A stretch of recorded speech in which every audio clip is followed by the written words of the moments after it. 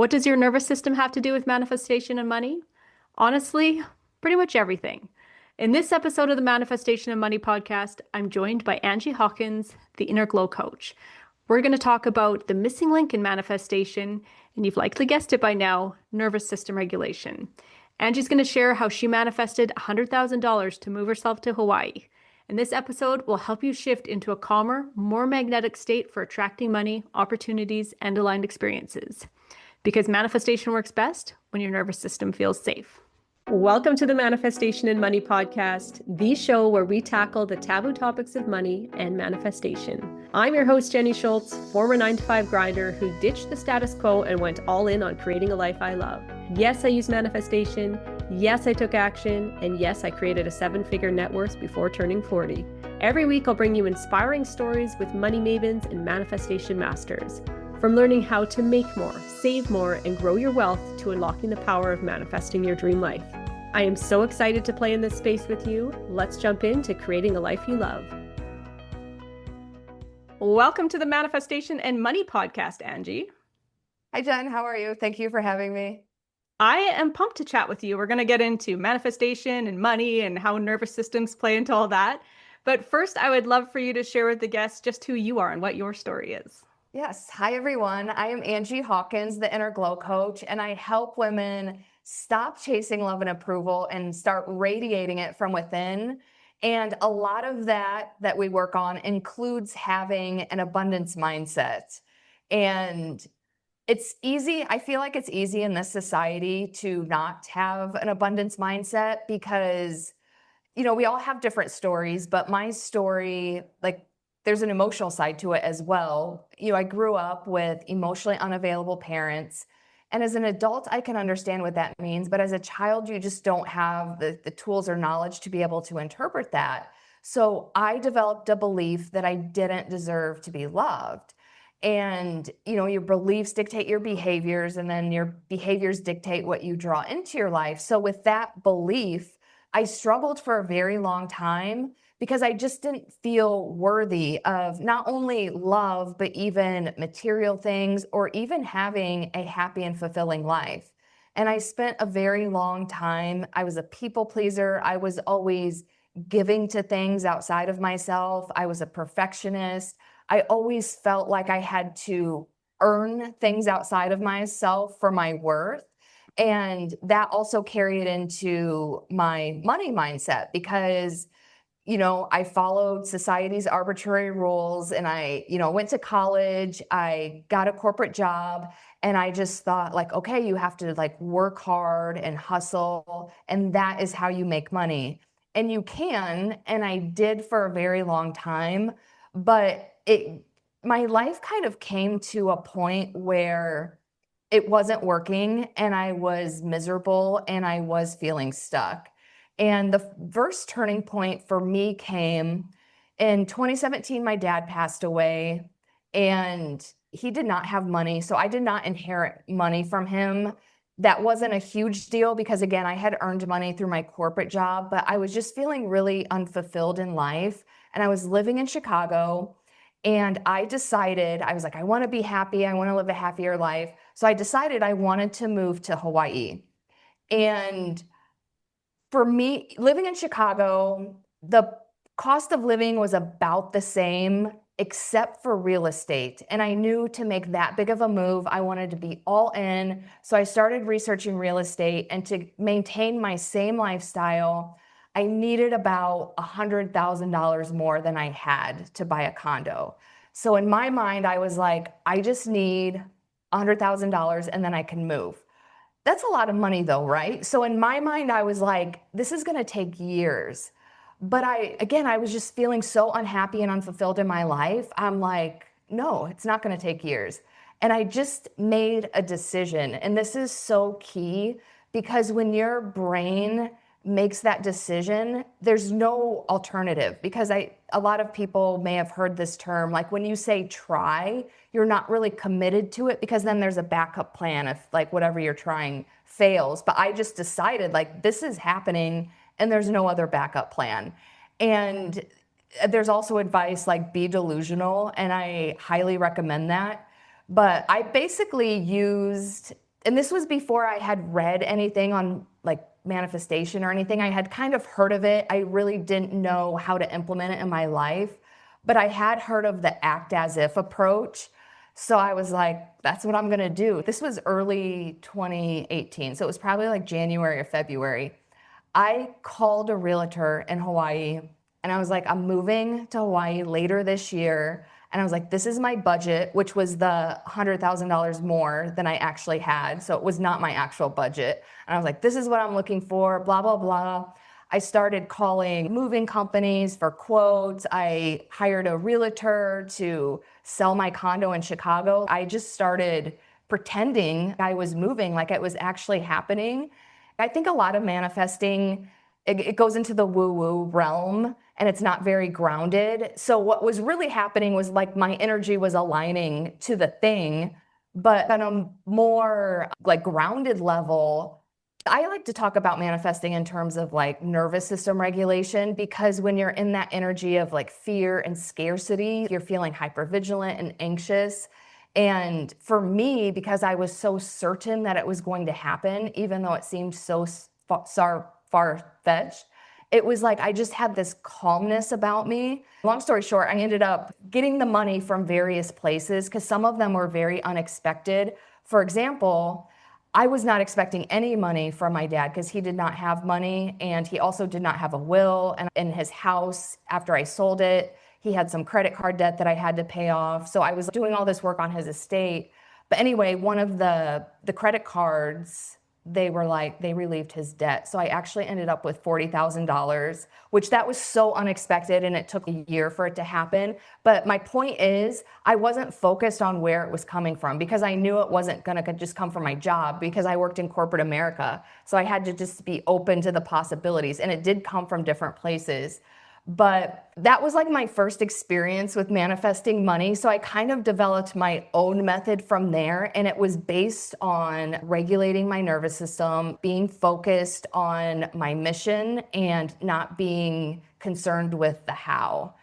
So, but that was my first breakthrough. And I've been using that ever since. You are talking about, yes, there's the woo piece of this. This is like Yeah. manifestation, we're sold on the woo, and manifestation as an umbrella.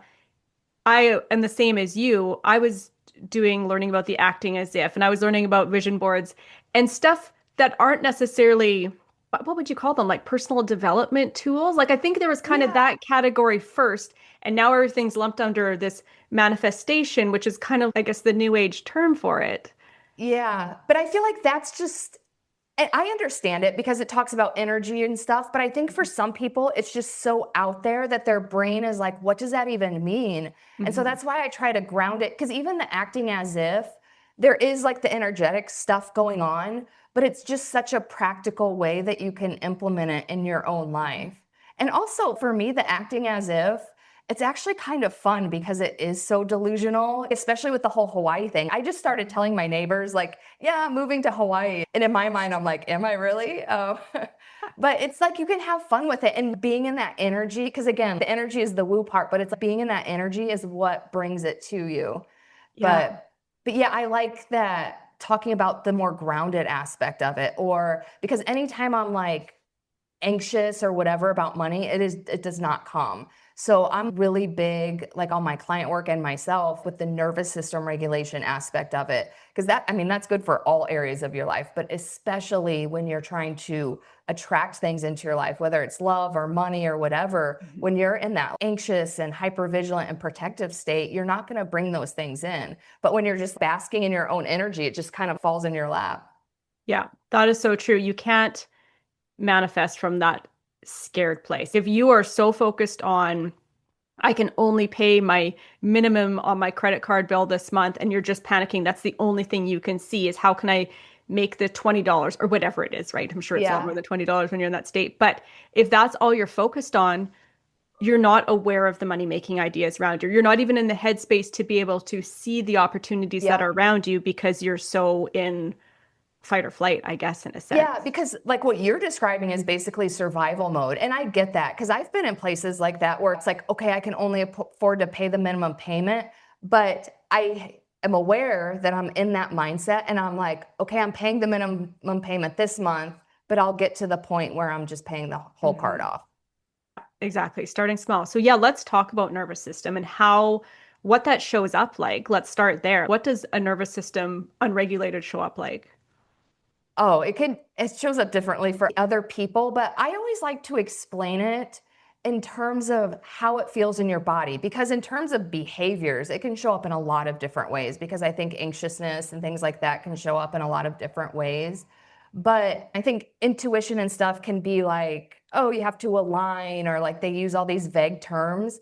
But I do multiple check ins throughout the day. How does my body feel? Because sometimes things are going on and your body just knows this is not right, or I'm scared of something, which is your body or your nervous system. It's doing its job because it's trying to keep you safe. But sometimes we have these fears that aren't really realistic, and we need to, be an adult and think our way around it. So I always have like these check-ins. So if I'm feeling anxious, it's like, why am I feeling anxious? Am I really in danger, or is just this a temporary setback? What changed my life is questioning like everything we do and why we do it, because then when you start having these moments of where your body does feel tight or anxious or whatever, because sometimes we're not really sure why. There could be an inciting incident. You look at your credit card bill and you can't pay it, but sometimes there's just this low grade anxiety that you're feeling. But always try to identify why you're feeling that way and what the root cause issue is, and work from there. But then I always have regular practices of regulating my nervous system, because you can't even think straight when you're in that dysregulated state. You're not being creative, you're not thinking logically. So just for practical reasons, it's always good to be aware of what your nervous system is doing and regulating it. And like what I tell people, you don't have to meditate on a mountain for hours at a time. It doesn't have to be this time intensive thing. Like, I'm very lucky because I live in Hawaii. So I can just go out and ground in the grass almost every single day, and I do, or I try to get in the ocean almost every single day. But my point is, it doesn't have to be this grand thing. It's just checking in with your body and follow the feeling. How do you feel? If it feels good, then everything's probably fine. But if it's not, then that's where you need to identify, where is this coming from? Like, because if it's some kind of scarcity mindset that's just a belief that you can change, then that's something that you'll need to work on. But if it's, you know what I mean? It just depends on what it is. But my point is, you have more control than you think about how you are feeling in the moment. Yeah, you have more control than you think. What are some other things that people could do just to bring themselves back? Well, this is my number one thing, because I feel like usually if you are dysregulated, there usually is an inciting incident. So this is my hack for that. And this is a scientific fact. When you are emotionally triggered, the physical sensations in your body only last for 90 seconds. The reason that they last longer is because of the emotional stories that we tell ourselves in our head. So when you're in that triggered state, let's just use the example of looking at your credit card bill and you can only afford the minimum payment. So that triggers you. So in that moment, to calm your body down, just in the moment, just get rid of the story. You can deal with that later, but just to calm down your nervous system, all you need to do is focus on the sensations. So for example, I have anxiety in my chest. So what I would do, just for the moment, get rid of the story, and I would just focus on, okay, my chest feels tight. It feels like my heart's racing. It feels like I can't breathe, and just focus on the sensations. And they do go away in 90 seconds. And the reason why that's important is because then when you look at your credit card bill from that calm state, you can think more logically, like, yes, I can only pay the minimum payment this month, but now I can get a game plan together. And maybe you're thinking more creatively. So it's like, oh, this is a new way I can, find the money for next month's payment, or you know what I mean? You're just in that more creative and thinking state than you are when you're all dysregulated and can't even think straight. But that's my number one trick. But then there's also the daily habits like grounding, or even taking a walk. That is so underrated. I always tell people, even if it's just like a 5-minute walk around the block, that does wonders for your mental health. Hmm. And I think nervous system regulation could be a missing link for a lot of people because they hear about Yeah. manifestation. You go out, you you do all the woo part of the manifestation. But a big piece then is the inspired action that goes along with that. So if Mm. you have an unregulated, that's a tongue twister, unregulated nervous I, system, you aren't able to see the action steps or even have the capacity to take the action steps, which exactly. is the co-creation of bringing your thing to life. So I think that it's easy to say go take the action required to get the thing you want, but we don't always have the capacity to be able to do that. Exactly. Think in your own life, like when you're like, I don't know, taking a shower or something where you're just so relaxed or whatever, and you have this amazing idea or a thought pops into your head that never would have if you were grinding away working or something. So it's the same concept. The shower is my favorite place. I have a grounding exercise I do in the shower, just Oh, thinking and washing all perfect. my negative energy Oh, down the yeah. drain. And so the shower, it's my Yeah. think tank. I get the most Honestly, inspired even thoughts. taking a shower is great for regulating your nervous system. Like the warm water is so soothing. Yeah. So basically, find what works for you. Find what takes you from Yeah. that state of the icky feeling back into allowing yourself to process it instead of just shoving it to a box like I always used to do. Oh, same. Yes. I know. And then I was like, why am I chronically anxious all the time? Mhm. Yeah, exactly. And feel that urge to cry, but never actually let yourself cry. That's not a good thing. Just Yeah. let's just let it out. You work with people now on manifestation and money, right? Yeah, because someone came to me and she was like, hey, like she had a question about money mindset. And I was like, I can actually help you with that because it's very similar to the other work I'm doing because it's belief reprogramming, calming your nervous system. And so I worked with her. And when she came to me, she was at a job, she was being paid well below market value. And so she would get all anxious and then go rage apply for jobs. And I was like, okay, we're not doing that anymore. And I was like, just take a step back. And I was like, simply just reach out to your network, just start having conversations and, ask people what's out there. And the whole point of this advice was because she was rage applying for jobs in a state of anxiousness and that dysregulated nervous system. So I wanted to encourage her to do something toward a new job that was more like in this curiosity. Again, in the woo woo talk, it's like a higher vibration of like she's not attached to any outcome. It's I'm just having conversations, I'm just networking. And she found a new job almost immediately from doing that paid $80,000 more a year. And I was like, this is exactly what I'm talking about because with that regulated state, and because even she was telling me in the job interview, she disagreed with something he said, but it was because she was speaking from who she was, because she was in that regulated state. She was being authentic, and because when you're dysregulated, sometimes you're like, oh, I don't want to speak my truth because what will they think? But when you're in that higher vibration, you're not afraid to be authentic. And I remember when she told me, because this was before she got the job offer, she told me, and she's like, oh, I disagreed with him because it was like, this was my belief. And I knew she was going to get the job because I'm like, this is aligned with your authenticity. And that's like, that was the energy that you were presenting yourself with. So and I know that, again, that's kind of getting into the woo, but that's the work that I do with my clients because that's what's contributing to an abundance mindset versus the scarcity mindset, because the origin of the scarcity mindset is all that anxiousness around, will it come? Where's it coming from? I just need to get out of this job. And, just changing your nervous system to get into that different vibration to attract the things that are meant for you. Yeah. And it's interesting because didn't start off specifically dealing with money, Yeah. but there are so many parallels. Like they're like, if you're having problems with money, go clean out your purse, go clean out your desk area wherever all your bills are sitting, go create the space and Yeah. things start showing up. Start saying thank you for things and being Yeah. Like grateful for gratitude. just Yeah. like even compliments, and you'll notice shifts. Yes, we always focus around here on money, but there are so Yeah. many other parallels that are all connecting that you don't really think about. I know, and that's why I agreed to do it, because how you do one thing is how you do everything. So yeah, I actually it's a beta program, and it started with her, and I have someone else doing it now. But I'm trying to figure out a way to launch it because I don't want it just to be about money because it is about everything, if that makes sense. So I might kind of do like a hybrid program or something, or maybe I just will do like a money and abundance mindset, and then like undercover, they'll realize that it's affecting all areas of their life. Sell them what they want and give them what they Yeah. need. I think that's what the Because saying is.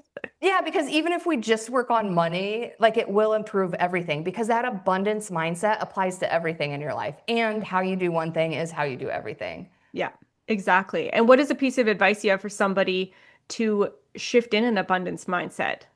Because it just sounds like you can just flip the switch. Yeah, I know it is not that easy. One thing that has really helped me, and this is the advice I give over other people, and I feel like it's worked for them, so I'll say this, is you get what you focus on because right now in my life, if I want to focus on scarcity, I could absolutely find evidence of that.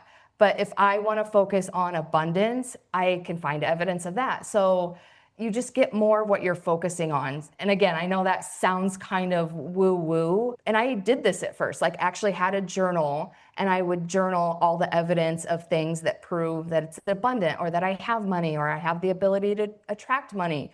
I would recommend that, actually journaling it out, because even when you're thinking about it, you forget about all of the things. But when you see it written out on paper, like I had pages of stuff, and I'm like, I have evidence that my life is abundant and that money is coming to me. Because even you get like those $1 checks in the mail for those, maybe a class action settlement or something like that. Because even stuff like that adds up and you don't realize it. Or if you find a quarter in the street. I used to journal all of that stuff, and you kind of forget about it until you're visually looking at the evidence. And it's like, even if it's $10, there's still evidence that like money is everywhere, because it's like, yeah, it's $10, but I found it in 20 different places, or you know what I mean? So that is proof that the world is abundant with money. Mm-hmm.